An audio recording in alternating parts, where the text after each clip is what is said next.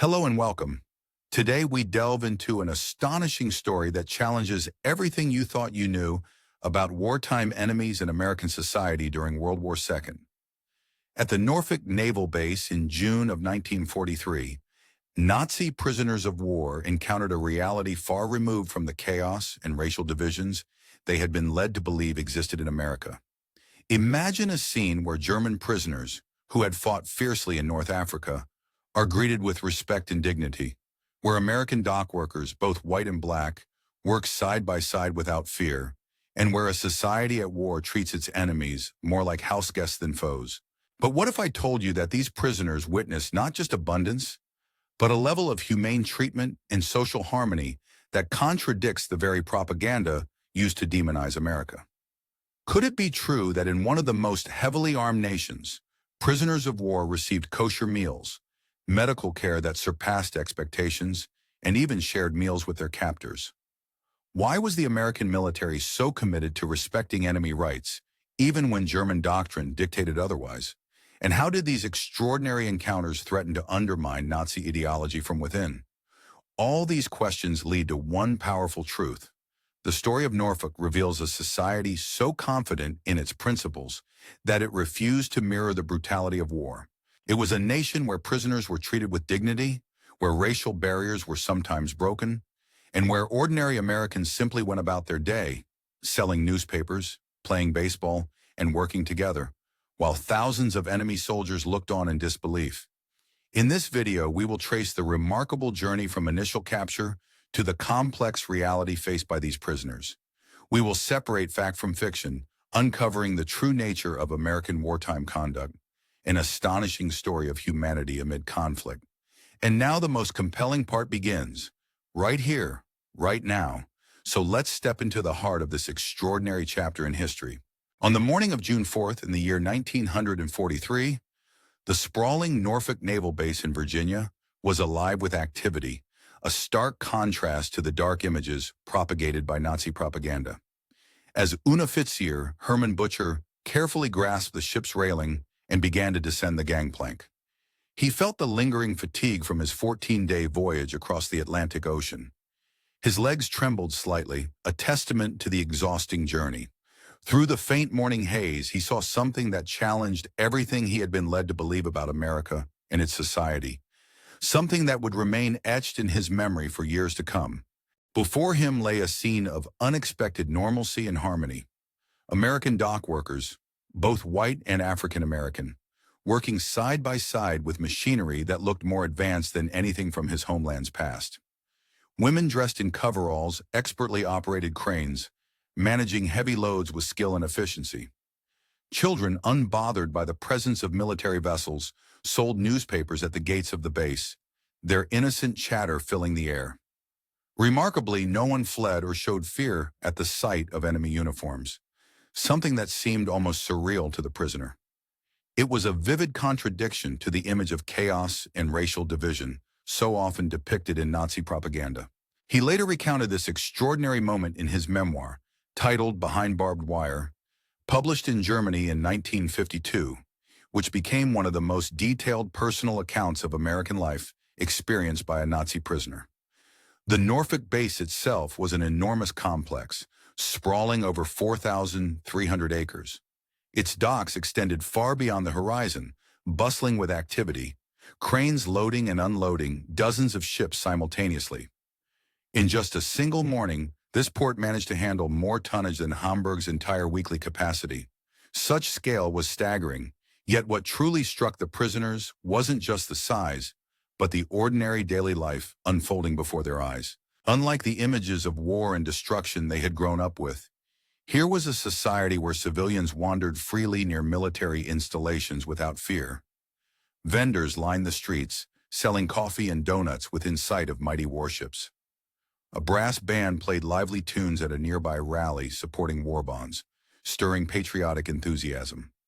On American soil, 2,500 veterans from the Afrika Korps, German soldiers who had fought in North Africa, stood in formation, a testament to the complex nature of this society. They would become among the first large groups of the approximately 425,000 German prisoners held in the United States by the end of the conflict. What these prisoners witnessed over the following months was more than just the abundance of American resources, a story already well known and documented. Instead, they encountered something far more unsettling to a military mind, a phenomenon that challenged their deepest assumptions about enemies and society itself. They observed a nation at war that refused to act like a traditional wartime enemy, a society so confident in its strength and stability that it treated its mortal enemies not as threats, but as uninvited house guests. The strange customs, the relaxed atmosphere, and behaviors that seemed inexplicable to them would prove to be more disruptive to Nazi ideology than any battlefield defeat could be. The process of initial intake and treatment at Norfolk commenced with what Butcher later described as an extraordinary first impossibility. According to his account, the military doctrine that Germany had practiced across various theaters, from Poland to France and in Africa, held that prisoners were either assets to be exploited or burdens to be minimized. The Geneva Convention was acknowledged when convenient, but often disregarded when not. Yet at Norfolk, American officers surprised everyone by reading the Geneva Rules in fluent German, explaining the prisoners' rights, and inquiring about their dietary needs. This was not mere formality. It was a genuine effort to adhere to international standards. Records from the International Red Cross, preserved from June of 1943, confirmed that American personnel, some of whom were Jewish Americans with unmistakably Jewish surnames, distributed Red Cross packages to the prisoners. They assured the prisoners that kosher meals could be provided for any Jewish inmates, demonstrating a respect for religious dietary requirements that was rare and remarkable in wartime. Several Wehrmacht soldiers, initially nervous, believed this was mockery, but it was nothing of the sort. The American military had meticulously prepared for the religious and cultural needs of their enemies, recognizing the importance of respecting individual rights even in captivity. In stark defiance of conventional military logic, medical inspections for German prisoners also revealed a depth of care and professionalism that went beyond expectations. Wounded prisoners received the same penicillin, an almost miraculous drug barely available to German hospitals, as American soldiers. Swiss Red Cross inspectors involved in overseeing the prisoners' welfare observed these practices and documented the humane treatment that contrasted sharply with the brutalities of war. This approach reflected a profound acknowledgement of human dignity, even for those who bore the insignia of their enemies. In his detailed report from July of 1943, Matroe observed that the medical care administered to German prisoners of war was either on par with or even surpassed the treatment given to American military personnel. Such a statement highlights a surprising reality, one that starkly contrasted with the common expectation of wartime animosity and neglect. The prisoners themselves, often in disbelief, expressed astonishment at the quality of the medical attention they received, which often exceeded their own expectations based on their wartime experiences. Within the United States, it was not uncommon to see African-American medical personnel serving in integrated units, at least at certain locations such as Norfolk. However, this integration was not a nationwide standard. Rather, it was an exception rather than the rule, and racial segregation still persisted across most branches of the military. An instance documented from that period involved a black medical technician who was tasked with drawing blood from Wehrmacht officers for routine health screenings, a task that involved direct contact between individuals of different races, a practice legally forbidden in Germany at the time, where strict racial segregation was enforced by law. Here in America, however, such interactions were part of everyday military routine, reflecting a complex and often contradictory approach to race relations within the wartime military structure. One of the most astonishing scenes unfolded during the prisoners' first meal in captivity. German prisoners were escorted to a mess hall where American sailors were already eating. Despite being enemies, soldiers who, in combat, had been trying to kill each other in convoy battles, they now shared the same dining facility. The prisoners and the guards sat at separate ends of the hall, yet they ate from the same food lines and consumed meals of comparable quality. Interestingly, the American personnel displayed little interest or curiosity about their captives.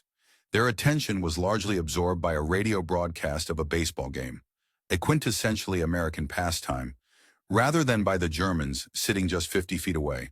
This scenario reflected an extraordinary level of normalization and detachment, which became even more apparent during the subsequent three-day train journey to the interior camps. Unlike the clandestine and secretive movements of prisoners in wartime Germany, American authorities made no effort to conceal the presence of prisoners of war or their transport. The trains used for this purpose were not the typical boxcars often associated with prisoner transport. Instead, they consisted of passenger coaches, complete with cushioned seats, emphasizing a sense of comfort and transparency.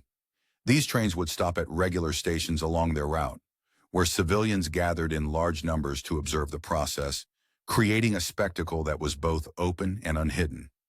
At Washington, D.C., Union Station, this phenomenon was vividly documented in the station logs from June of 1943. Hundreds of witnesses watched as German prisoners observed American families bidding farewell to soldiers heading off to training camps. Wives publicly kissed their husbands goodbye, children waved flags, and teenagers sat in the station's cafes sipping milkshakes, all in full view of the prisoners and the crowds. The same platform served both prisoners and civilians, separated only by windows and guards, who appeared to be more preoccupied with managing the flow of people rather than watching over the prisoners themselves. The trains then moved through industrial areas that, rather than being disguised or hidden, displayed their industrial might in plain sight. Factories along the route bore prominent signs with their names, asserting their presence boldly to anyone watching. In Baltimore, the Glen L. Martin aircraft plant provided a striking example of this openness. From the train windows, prisoners could see the vast parking lots filled with personal automobiles of the factory workers. They could also glimpse the lineup of B-26 bombers awaiting delivery. There was no effort at concealment here. American industry operated transparently, even in the presence of enemies, exemplifying a confidence in security that did not extend to secrecy. As the trains continued through Pennsylvania, the prisoners observed the relentless activity of coal mines and steel mills, which worked continuously, their furnaces glowing orange against the night sky, an ominous yet mesmerizing sight. The surrounding areas consisted of residences, individual houses with well-kept gardens rather than barracks, spread out over many miles around each industrial complex. Electric lights burned in every window, and radio antennas sprouted from rooftops, signaling a vibrant, thriving community. During a stop in Harrisburg, Pennsylvania, as recorded in the state's railroad logs, German officers watched American workers during shift change. These workers carried lunchboxes, wore leather shoes and wristwatches, and drove their own personal vehicles, a stark contrast to the wartime images of industrial labor. According to Butcher's memoir, one worker casually discarded a half-eaten apple and then opened a fresh one from his lunchbox, exemplifying an ordinary scene of daily life, unmarked by the wartime urgency and austerity that one might have expected. This casual act of waste, seen in the context of war, underscored the abundance and normalcy of American industrial life that prisoners observed during their journey. In a striking departure from the brutal and often inhumane treatment that many prisoners of war had come to expect, a certain laborer managed to astonish the military officers present by defying the usual expectations of prisoners fighting over meager rations in distant war-torn Africa. This incident unfolded in the context of Camp Hearn, a facility established in the month of December in the year of 1942, situated across a sprawling 720 acres near the small town of Hearn, nestled within Robertson County in the state of Texas. Official military documentation reveals that this camp was designed to accommodate up to 4,800 German prisoners of war, providing living conditions that far surpassed what most of these men had experienced back in their homeland or in the civilian life they once knew. The detailed records maintained by the Army Corps of Engineers, along with the War Department archives stored at the National Archives, offer a comprehensive account of both the construction and day-to-day operation of Camp Hearn. These documents depict a facility that fundamentally challenged the German prisoners' expectations concerning their treatment, an environment that was, in many respects, more humane than they had anticipated. The infrastructure of Camp Hearn was notably advanced for a prisoner of war camp of its time. Unlike the typical rustic or makeshift accommodations that might be expected, The camp featured sturdy wooden barracks illuminated by electric lighting, an innovation compared to the oil lamps commonly used elsewhere. Each building was equipped with indoor plumbing, including flush toilets and hot water heaters, providing prisoners with a level of comfort that was uncharacteristic of wartime detention facilities. The sleeping arrangements consisted of individual beds fitted with mattresses, sheets, and blankets, an upgrade from straw pallets or rough bedding often seen in similar camps.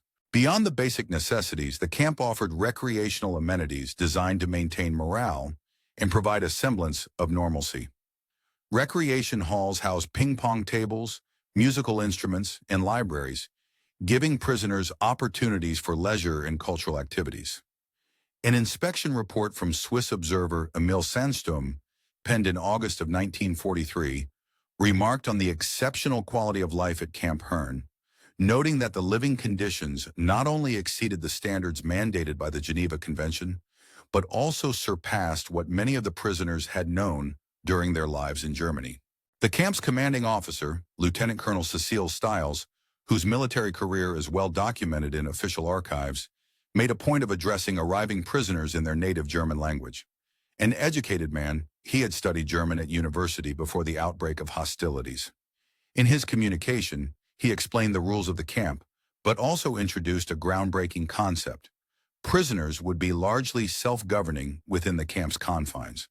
They were empowered to elect spokesmen, organize recreational activities, and manage their own schedules, all within the boundaries of military discipline and security. This approach to prisoner management, self-governance for enemy soldiers, could have been viewed by some as a sign of weakness or a potential loophole for escape. However, the camp's facilities demonstrated that it was also a calculated military strategy. The camp hospital, regularly inspected by the International Red Cross, was outfitted with medical equipment that many civilian hospitals in Germany lacked. It boasted X-ray machines, surgical suites, dental chairs, and a stockpile of pharmaceutical supplies, including the revolutionary antibiotic penicillin, which was still relatively new at the time.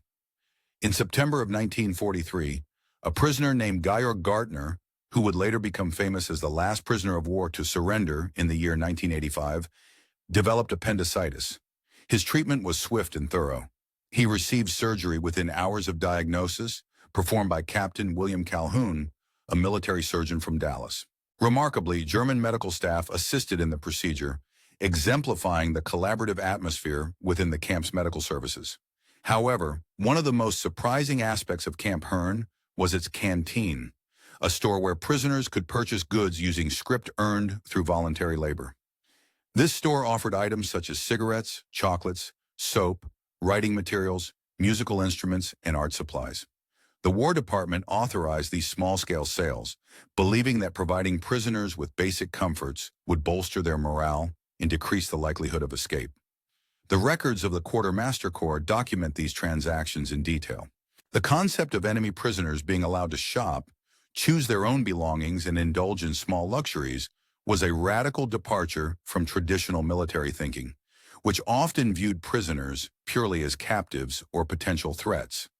Instead, this approach suggested that maintaining some level of human dignity and psychological well-being could be beneficial for both the prisoners and the overall security of the camp. By September of 1943, the mounting urgency caused by severe labor shortages across Texas led to the employment of prisoners in various industries, including agriculture and non-military manufacturing. The War Manpower Commission, in coordination with the Office of the Prost Marshal General, authorized prisoners to work in these fields. These prisoners earned a daily wage of 80 cents, equivalent to the basic pay received by American privates. Near the small town of Kingsville in Texas, an extraordinary scene unfolded during the years of World War II, one that starkly contrasted with the ideologies propagated by Nazi Germany. In this region, German prisoners of war found themselves immersed in an environment of American agriculture that was truly unparalleled in scale and sophistication, a level of development that left European standards far behind. The sprawling ranches in the area spanned an astonishing 825,000 acres, an expanse so vast that it exceeded the size of the entire state of Rhode Island. Records from the years between 1943 and 1945 reveal that these German POWs worked side by side with Mexican-American vaqueros, as well as some African-American ranch hands in large-scale cattle operations. This mingling of different racial and ethnic groups in the workplace, while somewhat limited in social terms, stood in direct contradiction to the rigid racial hierarchies and doctrines promoted by the Nazi regime.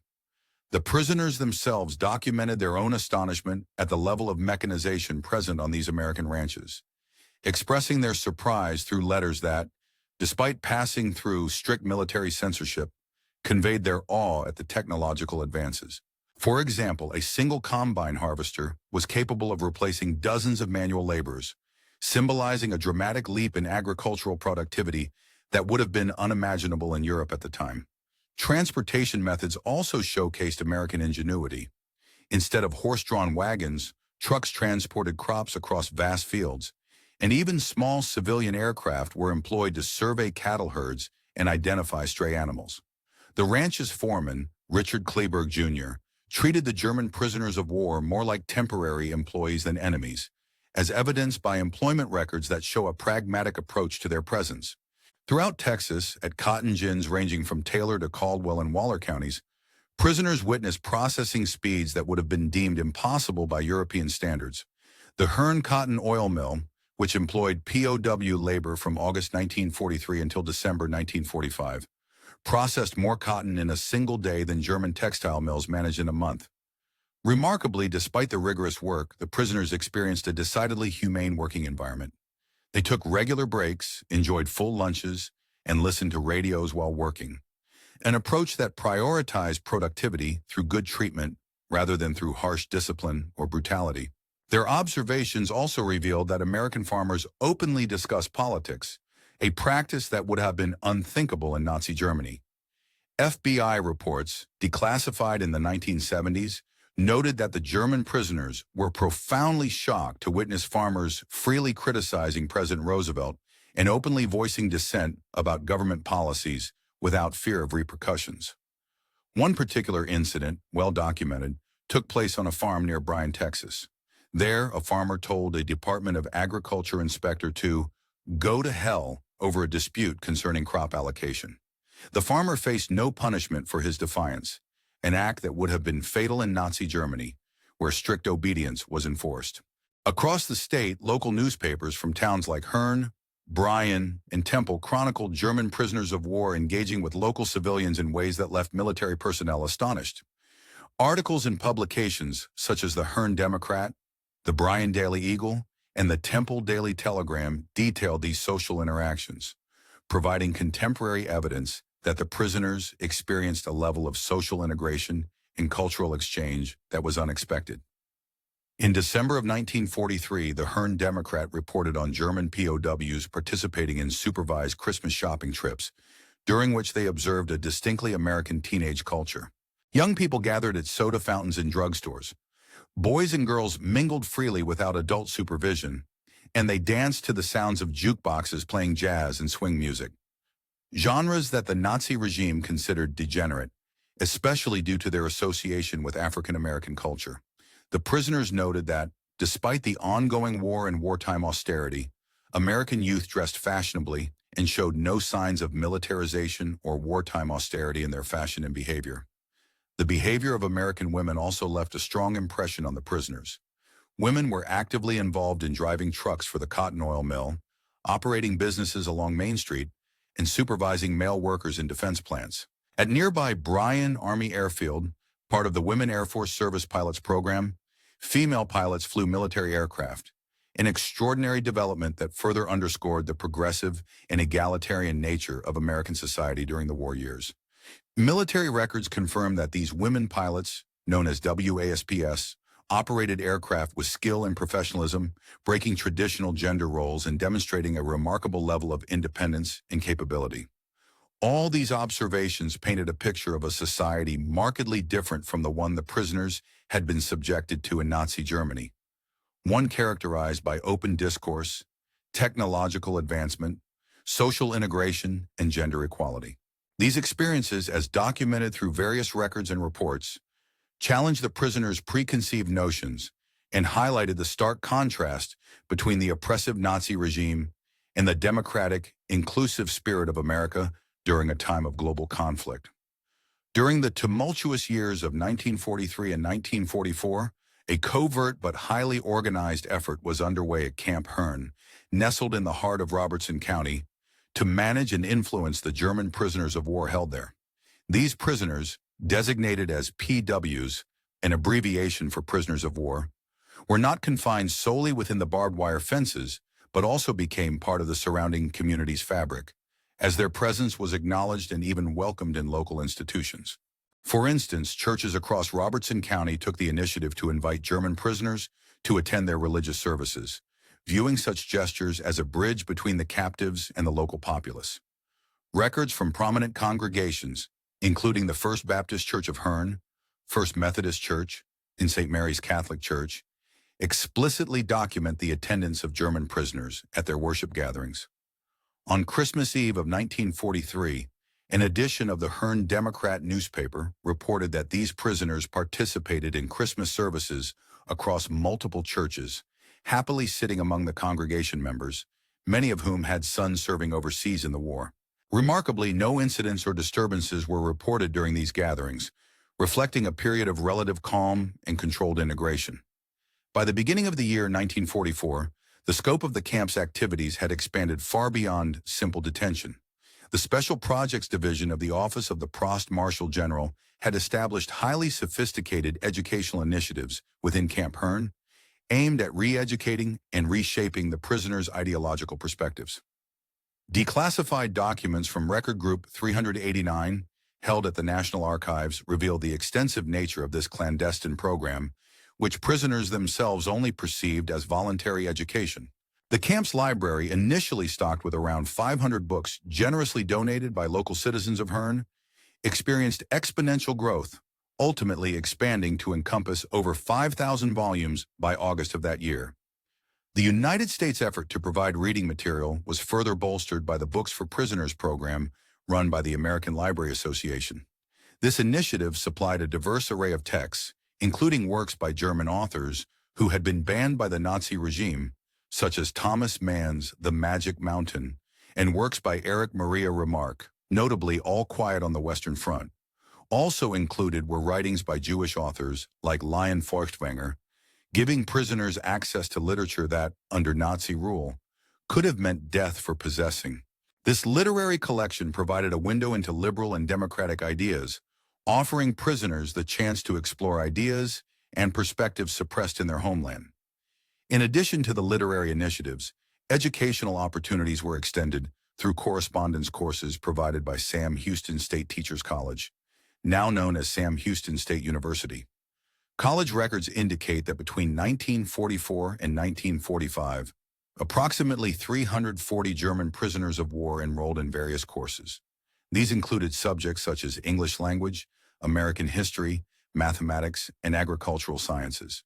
To ensure the effectiveness of these educational endeavors, college professors made monthly visits to Camp Hearn to deliver lectures, administer examinations, and monitor student progress, fostering a direct academic connection between the prisoners and their educators. The camp also maintained its own newspaper, providing insights into the evolving political and social attitudes of the prisoners. While the publication, Deruf, was reportedly produced at Fort Kearny in Rhode Island, prisoners at Camp Hearn published their own newspaper called Der Spiegel, meaning the mirror. This publication should not be confused with the later German news magazine of the same name. Surviving copies, preserved at the Army Heritage and Education Center, illustrate a fascinating evolution, from early editions heavily saturated with Nazi propaganda in early 1943 to the more democratic and open-ended discussions that appeared by late 1944. These shifts in content reflect the broader psychological and ideological strategies employed by the camp's administrators. Declassified documents from the Special Projects Division shed light on the intricate psychological operations carried out within the camp. The program's organizers categorized prisoners into three distinct groups based on their political attitudes and behaviors: anti-Nazis, comprising roughly 10%, non-political prisoners, approximately 75%, and fervent Nazis, about 15%. Each category received tailored treatment, carefully designed to influence and maximize the prisoner's ideological transformation. Anti-Nazi prisoners, identified through meticulous screening methods involving analysis of their correspondence, conversations, reading selections, and reactions to news of German military defeats, were accorded additional privileges, including roles of leadership within the camp. They served as barracks leaders, moderators of discussion groups, and editors of the camp newspaper. Their influence on non-political prisoners was deliberately cultivated, monitored, and subtly reinforced. The screening process itself was a complex and nuanced affair, developed by a team of Army psychologists and advisors familiar with German immigrant communities. It involves subtle tests and observations, designed to gauge prisoners' reactions to various stimuli, such as their responses to news about German military setbacks, their library book choices, their participation in educational programs, and their social interactions with fellow prisoners. These measures aim to discern the prisoner's true sentiments and potential for ideological change, enabling the camp administrators. The reports, carefully documented and regularly updated, revealed significant shifts in the ideological perspectives of the camp's diverse population. Weekly summaries track these changes meticulously, providing insight into the profound psychological transformation occurring within the prisoners. One particularly revealing report was authored by Major Maxwell McKnight, the assistant executive officer, whose detailed notes and analyses have been preserved in the archives of the Hoover Institution. In his report from November of the year 1944, Major McKnight highlighted a remarkable trend. The rate of ideological change was surpassing all initial expectations. He noted that approximately 60% of prisoners who were not involved in political activities exhibited clear signs of movement toward embracing democratic ideals simply after 6 months of exposure to American society and carefully structured educational programs. The prisoners' exposure to American facilities and their daily routines seemed to have had a profound impact. They encountered an environment of casual abundance, ample supplies, plentiful food, and resources that starkly contrasted with the scarcity they had known in Germany. To the prisoners, this abundance appeared almost as a mockery of the hardships they had endured under German scarcity, emphasizing the disparity between their former lives and their current reality. One striking example of this contrast was observed at the Alcoa aluminum plant located in Rockdale, Texas. This facility, which had been processing materials for the prisoners since September of the year 1943, became a site of eye-opening experiences for the German prisoners of war. Factory records reveal that the workers at the plant discarded more aluminum scrap in a single day than German aircraft factories could produce in an entire week. The prisoners, assigned to scrap collection duties, gained first-hand exposure to American industrial waste, witnessing the vast scale of American manufacturing and the seemingly endless byproducts of industrial activity.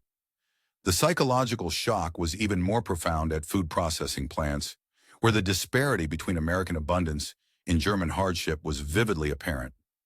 In Cameron, Texas, at the Stokely Brothers Cannery Company, verified through Milam County records as employing prisoners from nearby Camp Hearn, prisoners observed a disturbing trend. Perfectly edible produce was deliberately discarded due to minor cosmetic imperfections. Tomatoes that were slightly underripe, corn with irregular kernels, and beans with small blemishes were all destroyed. Despite the fact that in Germany those very foods would have been considered valuable foodstuffs, desperately needed by starving civilians. A poignant testimony comes from a letter penned by Corporal Friedrich Müller, now preserved within the archives of the Red Cross. In this letter, Müller expressed his disillusionment. "Today we destroyed hundreds of pounds of fruit because it did not meet our standards for canning." He lamented that, in Germany, such fruit would be treasured and carefully preserved. Conversely, here it was discarded as waste. He also noted the kindness of the American supervisor, who had apologized for the waste, seemingly unaware that his apology was for a surplus that prisoners could hardly fathom, an abundance that was almost incomprehensible to them. The Christmas season of 1943 at Camp Hearn stands out as an extraordinary example of the contrasting attitudes and behaviors during wartime. This event is extensively documented across local newspapers, Red Cross reports, and military records. The entire small town of Hearn, with a population just shy of 2,000 residents, mobilized to ensure that the enemy prisoners, received a proper Christmas celebration, an act that sharply defied typical wartime expectations. The local newspaper, the Herne Democrat, published a comprehensive list of donations on December 23rd, providing a vivid record of community generosity. Numerous local organizations, churches, and schools contributed to the holiday festivities. Churches collected nearly 5,000 individual gift packages, while schools crafted handmade cards and decorations to brighten the camp's environment. The American Legion Post number 164, composed of World War I veterans who had fought against Germans, donated cigarettes, candy, and sports equipment to the prisoners, gifts that underscored a spirit of kindness and reconciliation. The Lions Club supplied musical instruments, and the Garden Club decorated the camp with holly and evergreen boughs, transforming the surroundings into a festive scene.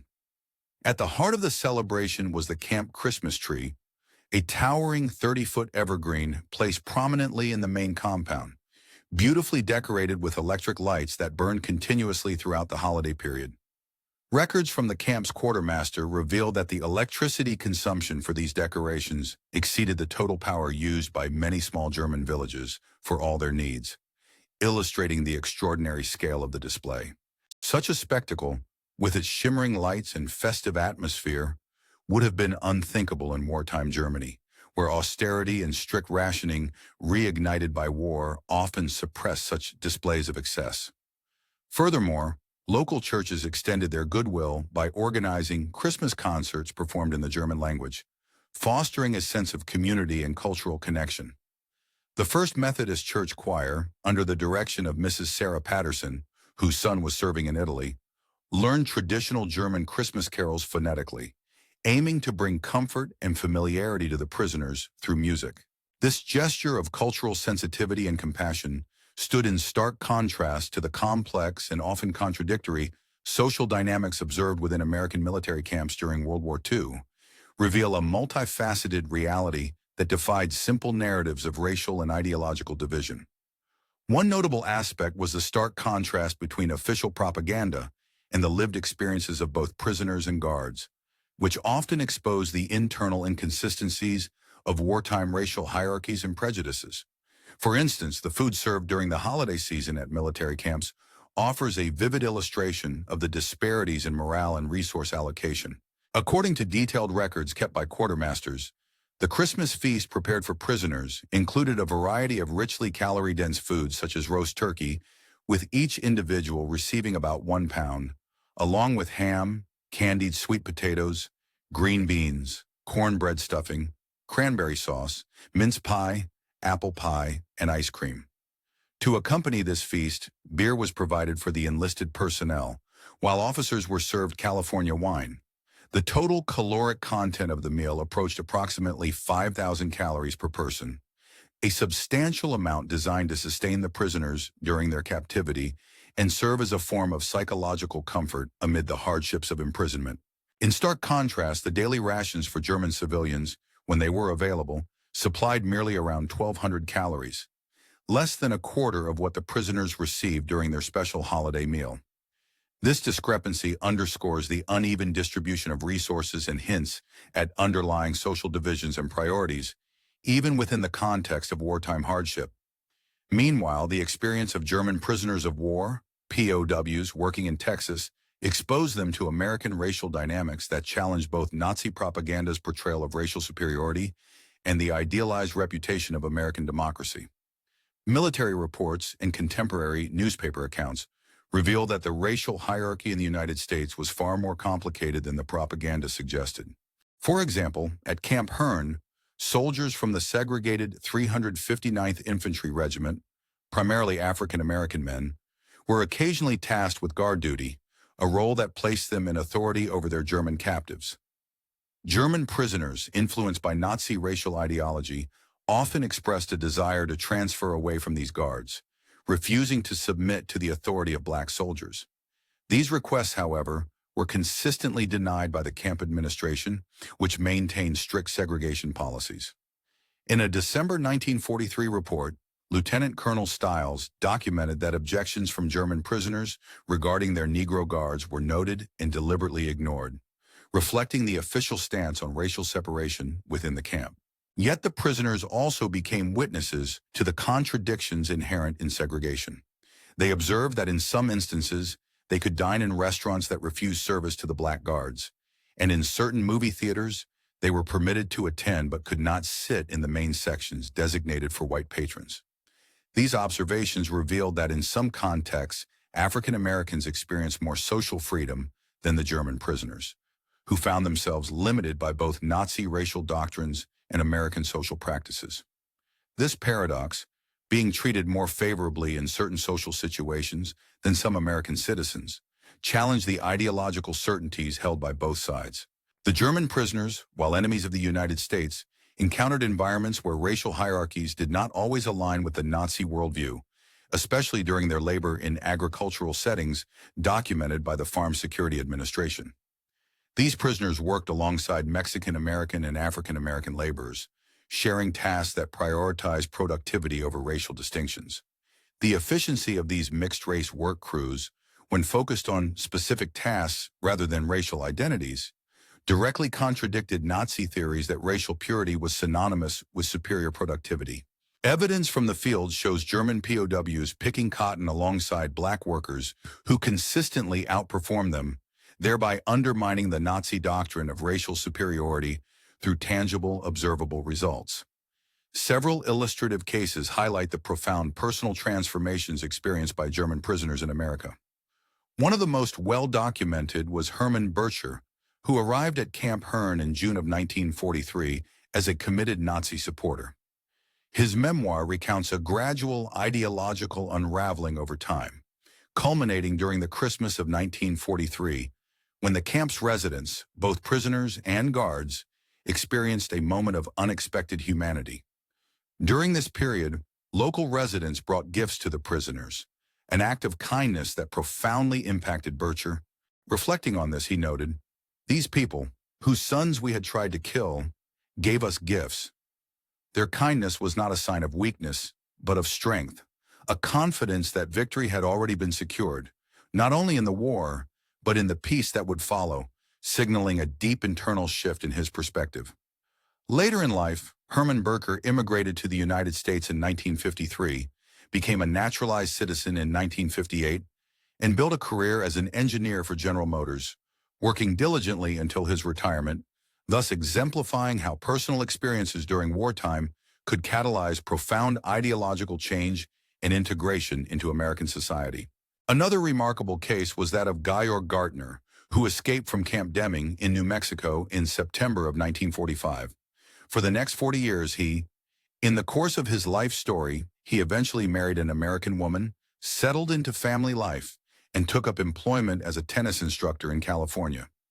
By the time he agreed to participate in a televised documentary in the year of 1985, he had been living in the United States longer than he had ever lived in his native Germany. His personal narrative, painstakingly detailed in his autobiography titled Hitler's Last Soldier in America, stands as a compelling testament to the profound capacity of American society to transform individuals. Reinhold Pell's journey began in the chaos of 1945 when he managed to escape from Camp Washington, located in Illinois.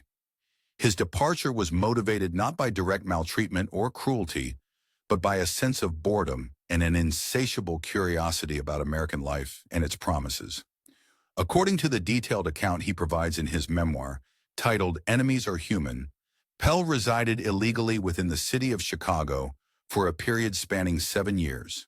During this time, he found employment in various bookstores, eventually married an American woman, and chose to surrender himself voluntarily to authorities in the year 1953.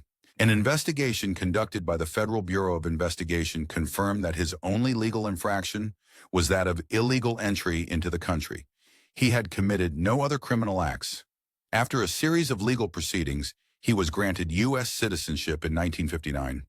Following this, he became a prosperous businessman, engaging in commercial ventures and also taking on a role as a sponsor for other German immigrants seeking new opportunities in America. The experiences of German prisoners of war across the multitude of more than 500 internment camps scattered throughout the United States varied significantly. Yet certain consistent patterns emerged that painted a broader picture of the American approach to their imprisonment in rehabilitation. For example, Camp Alva, located in the state of Oklahoma, was specialized in agricultural training programs. Official records maintained by the Department of Agriculture document that the German prisoners of war managed a demonstration farm covering approximately 200 acres, where they employed American farming techniques learned during their detention. The prisoners acquired skills in mechanical cultivation methods, crop rotation practices, soil conservation techniques, and hybrid seed development, all of which proved invaluable once they returned to their war-ravaged homeland. Germany. The success of this agricultural program was so notable that local farmers began hiring prisoner laborers at wages much higher than typical, creating a competitive environment that benefited both the prisoners and the local economy. Another camp, located in Concordia, Kansas, gained fame for its vibrant art program. German prisoners of war created murals and other artworks that still adorn the walls of the Stone County Courthouse and several other local buildings, leaving a lasting cultural legacy. The camp also hosted an orchestra, which was equipped with musical instruments generously donated by nearby Kansas communities. These prisoner musicians performed concerts that were open to civilian audiences, and these performances received favorable reviews in the local newspaper, the Concordia Blade, which praised the professional quality of the enemy performers. Today, many of the artworks produced by the prisoners are part of permanent collections in regional museums across Kansas. Further west, Camp Trinidad in Colorado faced a particularly harsh climate, with winter temperatures plunging as low as 20 below zero Fahrenheit. Records from the quartermaster's office indicate that the Army supplied the German prisoners with specially designed Arctic-grade clothing, insulated barracks to withstand the cold, and a significant increase in their caloric intake, up to 4,000 calories per day during winter months.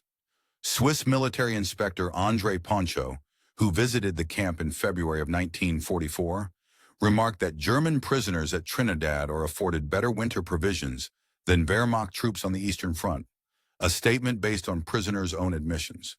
Perhaps most astonishing to many was the remarkable level of American transparency and openness with the prisoners. Unlike the strict secrecy often associated with wartime regimes, the prisoners had access to a range of American newspapers that openly criticized the war effort, disclosed issues in production, and even discussed strategic military failures. The division responsible for special projects deliberately provided prisoners with diverse sources of news, understanding that exposure to a free press could erode their loyalty to totalitarian ideologies. In addition, the recreation halls in the camps featured radio broadcasts with commentary critical of military leadership, and entertainers such as Bob Hope performed comedy sketches mocking generals and politicians. Journalists like Edward R. Murrow questioned military strategies openly on air, while congressional debates on military appropriations frequently addressed issues highlighted by the prisoners' access to uncensored information. Through these varied experiences, both the prisoners' personal transformations and the broader social and cultural impacts of their internment programs in America demonstrate a complex interplay of discipline, education, and ideological exposure. The American approach, marked by a combination of pragmatic training and open information, ultimately aimed to foster not only rehabilitation, but also a deeper understanding that would challenge the prisoners' previous beliefs. This multifaceted strategy reflected a broader ethos of openness and reform that set the United States apart during a turbulent period in world history. During the tumultuous years of the Second World War, the United States demonstrated a remarkable openness and resilience within its democratic framework, even amidst the chaos of global conflict. The political landscape was vibrant and fiercely debated, with dissenting voices finding their platform and voice across the nation. Unlike many authoritarian regimes, where opposition was stifled or silenced, American citizens had the freedom to express their disagreements openly, broadcasting their differing opinions to a national audience. This openness extended even to the prison camps, where enemy prisoners, detained under the laws of war, had access to the free flow of information, including political debates and critical viewpoints. Such transparency was a testament to the strength of American democratic principles, standing in stark contrast to totalitarian states. Looking back at the 1944 presidential election, amidst the ongoing war, The campaign observed from the camps appeared to German military strategists as a dangerous form of democratic recklessness. To them, allowing prisoners to witness and potentially influence political discourse was akin to political suicide, threatening the rigid control they believed necessary to maintain order and discipline. Yet within the United States, even during such a critical war period, the democratic process persisted vigorously. President Franklin D. Roosevelt faced significant political challenges, notably from Thomas Dewey, a prominent figure who mounted a serious opposition within the national political arena. The wartime critics, primarily from the Republican Party, voiced their dissatisfaction with how the Roosevelt administration managed the war effort, questioning military strategies and policies. Newspapers across the country published articles and editorials that openly criticized and opposed the incumbent leadership, showcasing a healthy, albeit contentious, democratic debate.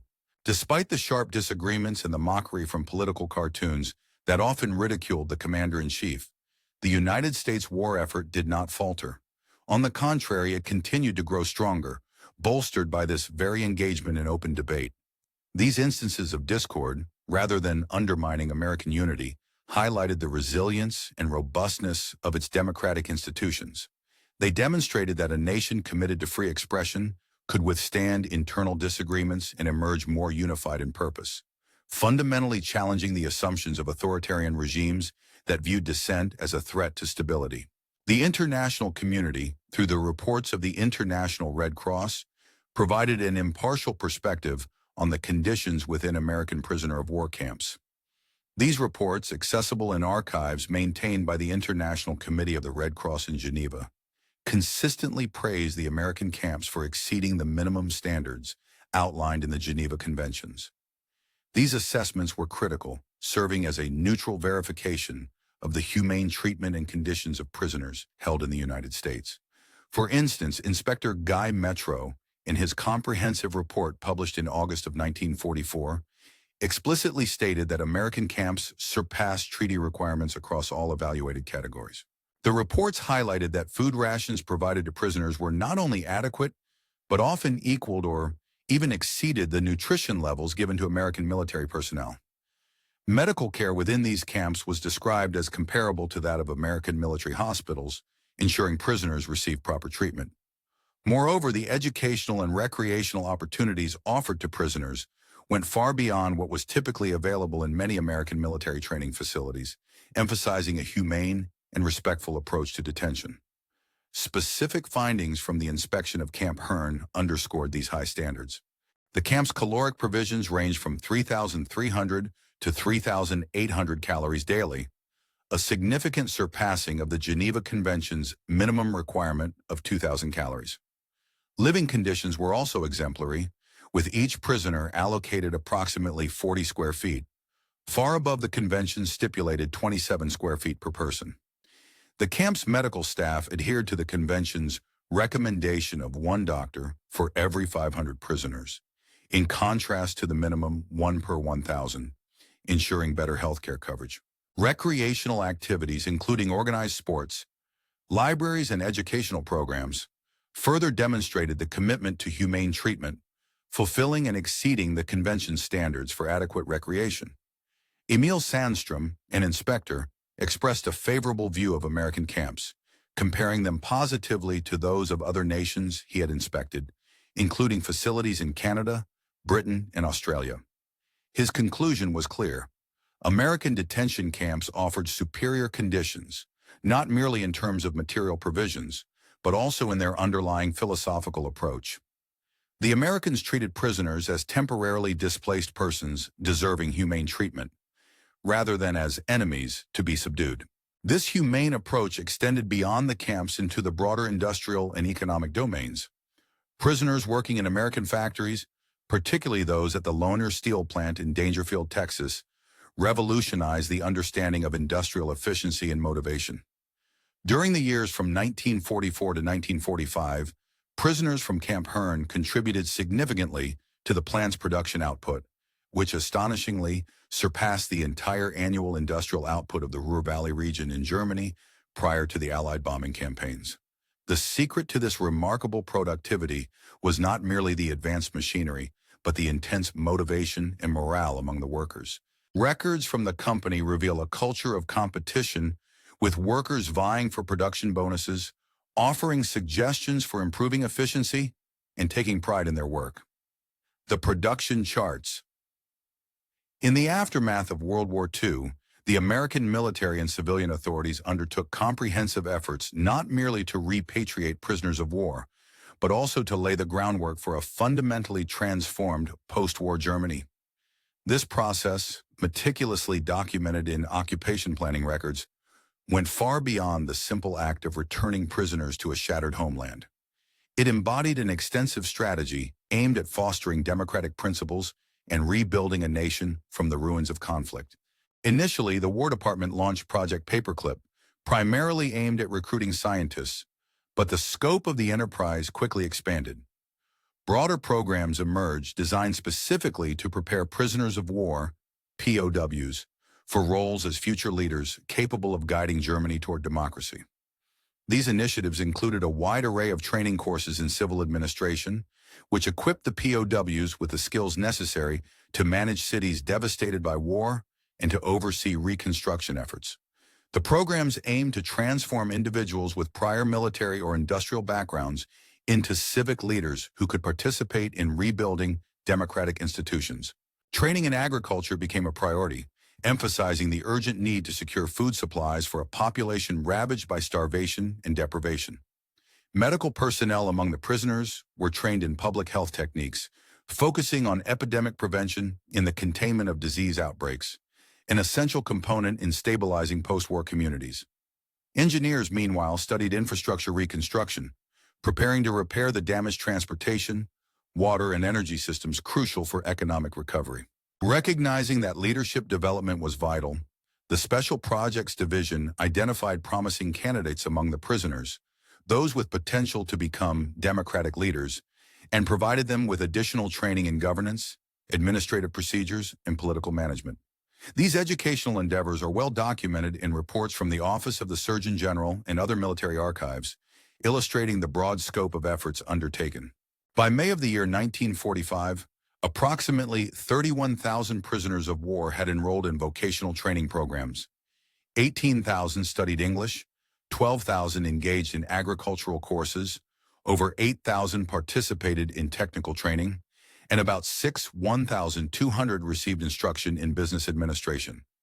Ahead of the public announcement of the Marshall Plan, American officials took steps to communicate their intentions directly to the prisoners, explaining the vision of rebuilding Germany through aid and cooperation rather than through punishment or retribution. Representatives from the State Department visited the camps to clarify the United States' desire to foster economic recovery and democratic development. This approach, marked by its apparent generosity, shattered the last vestiges of Nazi ideology, which had espoused racial superiority and survival of the fittest. The Americans' willingness to support and rebuild the defeated nation was a stark contrast to Nazi dogma and served as a profound symbol of the new era. The scale of these efforts is reflected in the stark statistics of prisoner behavior and participation. Out of approximately 425,000 German prisoners of war in America, only about 2,222, equating to just over 0.52%, attempted escape. Successive escape attempts lasting more than 30 days numbered merely 54, or a tiny 0.01%. Incidents of sabotage were exceedingly rare, with only 7 confirmed cases, representing a mere 0.001%. Work refusals, similarly, were infrequent, totaling 178 documented events, or about 0.04%. Participation in voluntary labor among eligible prisoners was remarkably high, with approximately 87% choosing to work. Post-war surveys conducted by the American occupation authorities revealed an overwhelmingly favorable perception of American democracy among returning prisoners. 74% of them expressed positive views. Moreover, 61% supported the Marshall Plan aid once it was announced, and 55% endorsed the idea of a German-American alliance. A significant minority, 38%, even expressed a desire to immigrate to America, and 23% maintained ongoing correspondence with American families. establishing personal links that underscored the deepening cultural connections fostered during this period. Immigration records from the subsequent decades show that approximately 5,000 former prisoners of war legally emigrated to the United States during the 1950s. According to naturalization documents, an impressive 92% of these individuals acquired U.S. citizenship within the legally stipulated time frame. Their integration into American society was notably successful. Their employment rates, home ownership levels, and criminal record histories all surpassed those of the broader immigrant population, indicating a high level of social and economic adaptation.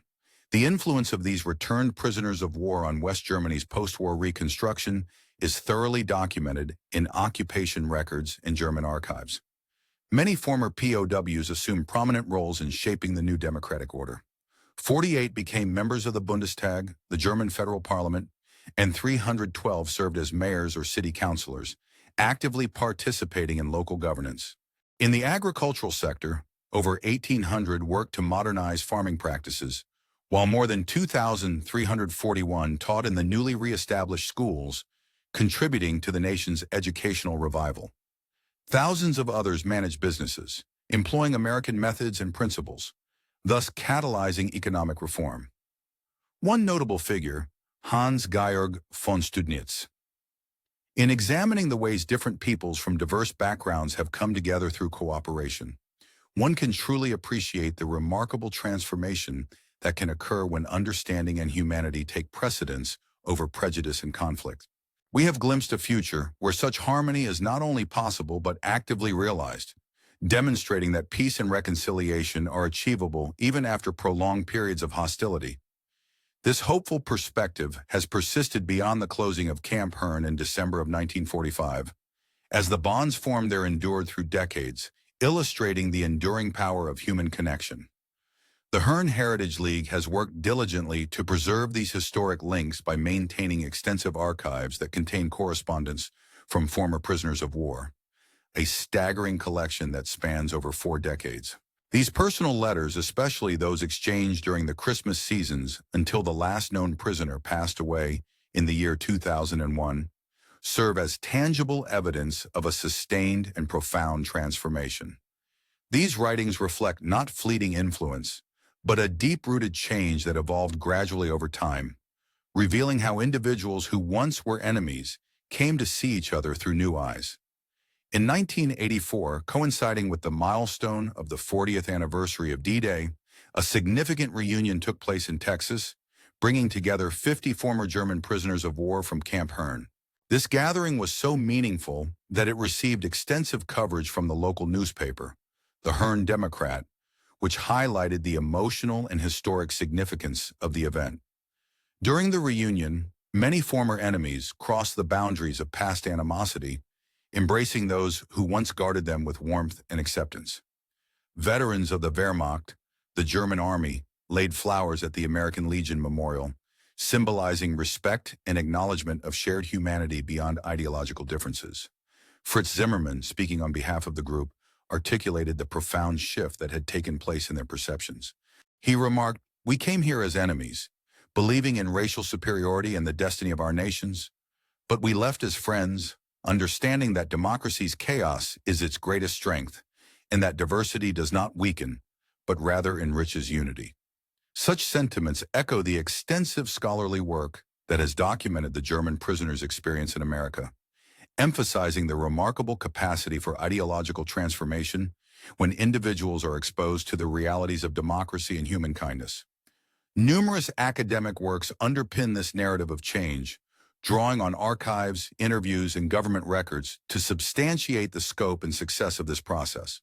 For instance, Arnold Kramer's Nazi Prisoners of War in America, published in 1979, provides comprehensive documentation of their experiences. Judith Gansberg's Stalag USA from 1977 analyzes the re-education programs designed to foster understanding and cooperation. Antonio Thompson's Men in German Uniform, published in 2010, explores the prisoners' involvement in labor programs, showcasing their integration into American society. Additionally, Ron Robbins' The Barbed Wire College, from 1995, details the educational initiatives that contributed significantly to their ideological transformation. All these scholarly works, rooted in meticulous research and first-hand accounts, confirm the profound impact of American treatment on these prisoners. They collectively illustrate that the United States' approach to German prisoners of war was arguably the most successful example of re-education through exposure rather than indoctrination in modern history. The prisoners who arrived in America between 1943 and 1946 encountered environments and societal elements that seemed inconceivable within the oppressive framework of totalitarian regimes. Every act of casual freedom, each small gesture of kindness, and every act of puzzling generosity accumulated over time, gradually dismantling the prejudiced worldview these prisoners once held. They had anticipated encountering a divided and fragile nation, weakened by internal strife. Instead, they discovered a society confident enough to extend mercy and compassion even to its enemies, revealing a strength rooted in its fundamental values. This transformation was not driven by propaganda, but by the undeniable realities of American life. The prisoners observed democracy functioning amidst apparent chaos, racial integration progressing despite segregation, women exercising authority while maintaining their femininity, and enemies becoming friends through the simple yet profound act of witnessing authentic human kindness. These scenes, mundane to Americans, were revolutionary to those conditioned by totalitarianism's relentless propaganda. What was achieved in these moments surpassed military victories. It resulted in a complete ideological overhaul. The prisoners of war did not merely witness American power, they experienced American values firsthand. They did not just observe democracy, they actively participated in it. The most significant victory for America was not secured on battlefields, but within these prison camps, where enemies were transformed into advocates through the simple act of observing and engaging with American life. The sights and scenes that left these prisoners stunned were only unfamiliar and unexpected to eyes conditioned by tyranny. To American witnesses, these scenes were just the fabric of everyday life, messy, imperfect, yet fundamentally free. The German prisoners of war arrived expecting to find enemies, yet what they discovered instead were mirrors reflecting what they might become, individuals capable of compassion, understanding, and change. These unexpected revelations did not merely alter perceptions, they redefined possibilities, leaving an indelible mark on those. The stories of individual prisoners may seem isolated and personal, yet their collective journeys mirror the broader evolution of entire nations. Within the astonished observations of these individuals, there were the faint but powerful seeds of subsequent monumental developments, such as the creation of the Atlantic Alliance, the implementation of the Marshall Plan, and the comprehensive democratic rebuilding of Europe. Their experiences serve as a testament to how profound change often begins with small, human stories that eventually influence the course of history. The transformation that followed demonstrates a vital truth, that some of the most significant victories in the realm of international relations are not achieved through acts of destruction or conquest, but rather through the power of demonstration and example. These victories are rooted in reality, through tangible evidence of progress and cooperation, rather than mere propaganda or empty rhetoric. It is through genuine human connection and understanding, rather than hatred and division, that true progress is made. The unusual and unexpected scenes witnessed by German prisoners of war in America laid the groundwork for one of history's most remarkable transformations, from enemies locked in conflict to allies united in friendship and common purpose. This remarkable change underscores how the path to reconciliation and partnership is often paved by shared experiences, mutual respect, and the recognition of common humanity, rather than through force or coercion.